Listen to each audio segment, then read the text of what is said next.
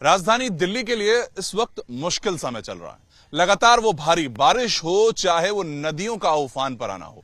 यमुना नदी इस वक्त उफान पर है और हालात ऐसे हो गए हैं कि आप उसे बाढ़ ही मानिए। दिल्ली के वजीराबाद से मैं आपको इस वक्त तस्वीरें दिखा रहा हूं, जो कि इस वक्त वो बैराज है जिसके बाद दिल्ली का सेंटर वाला वो शास्त्री पार्क के पास जो लोहे के पुल का बैराज है वो आता है। लेकिन यहां पर अगर इस वक्त हम बहाव देखें तो वो जिस तरह से बह रहा है वो वाकई में डरा रहा है। और ये जो बहाव आपको जहां पर बहते हुए ये जो नदी इस वक्त दिख रही है, यहां पर सिर्फ जमीन थी, यहां पर झुग्गियां थी और यहां पर पूरी तरह से वो जो लोग हैं, हजारों लोग, वो रहते थे। लेकिन अब यहां कुछ भी नहीं है। यहां पर इस वक्त मैं अगर तस्वीर दिखाऊं तो आपको ये देखिए, आप इस यहां पर गौशाला को यहां पर बिल्कुल विस्थापित करना पड़ गया है। दूसरी तरफ आपको नजर आ जाएगा इस वक्त गांव के लोग खड़े हैं जो यहां पर रहते हैं, लगातार इतने सालों से रह रहे हैं। लेकिन अब वो पानी इतना ऊपर चढ़ चुका है, वो पूरी जो गौशाला है उसको विस्थापित करना पड़ा।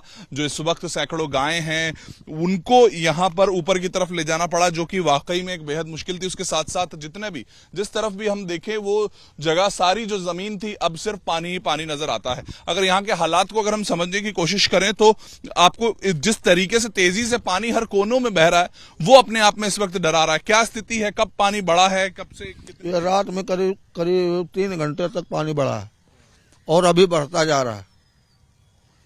यहाँ पर कभी इतना ऊपर आया है पानी? क्या हाँ आया था सर। आया था आखिरी बारी ये 2023 में। 23 में आया था। 23 में। तो अभी फिलहाल रात से क्या स्थिति बदली है यहाँ पर? यहाँ पे रात में तो बहुत सारा पानी आ गया है सर, पहले तो इतना नहीं था। और जो लोग रहते थे ये यहाँ पर क्या था? यहाँ पर तो झुग्गियाँ थी सर, बाकी सब्जी उगाते थे लोग। अब लोग यहाँ पे पार्क में आकर के रह रहे हैं।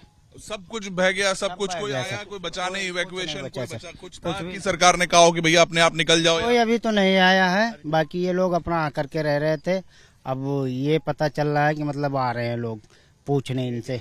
अच्छा, अब पूछने आ रहे हैं, लेकिन जब पानी आया तब एकदम से निकल के खुद ही भाग के आए? हाँ जी सर। एक तरीके से ये कल ही में मतलब कि कल ही में पूरा सब कुछ डूबा है ये इलाका पूरा? हाँ कल ही में पूरा इलाका डूबा है। तो देखिए इस वक्त मैं तस्वीरें आपको फिर से दिखाऊं कि किस तरह से ये वो अगर मैं डायरेक्शन की बात करूं तो इस तरफ से जो पानी आपको आता हुआ नजर आ रहा है वो है हथिनीकुंड बैराज से। यानी कि ऊपर जितना भी जो नदियां उफान पर थी, भारी बारिश थी, हिमालय की तरफ से बहते हुए जो नदियां आ रही है वो यमुना जी इस वक्त जो बनती है वो यमुना जी इस वक्त बहते हुए यहां आती हैं इन बैराजेस पे। वजीराबाद की बात करूं, ओखला की बात करूं, लोहे के पुल के पास जो बैराज है वहां पर अगर हम बात करें वो सब पानी रोकने के लिए ही तो होता था। लेकिन इस वक्त सारे दरवाजे, सारे गेट बैराजेस के खोले हुए हैं, क्योंकि अगर 1 मिनट के लिए भी पानी यहां रोकने की कोशिश की तो पूरी की पूरी दिल्ली डूब सकती है। और डूबने का आप अर्थ समझते हैं? पिछली बार जब 2023 में बात था तो 208 मीटर के आसपास वो इस वक्त पहुंच चुका था।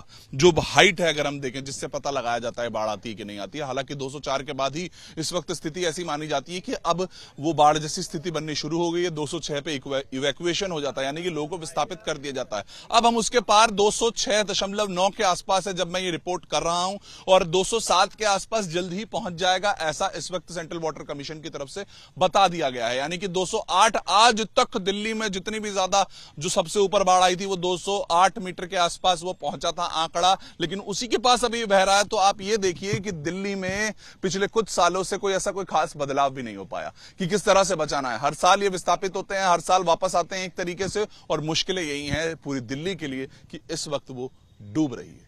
Varun Bhasin, ABP news.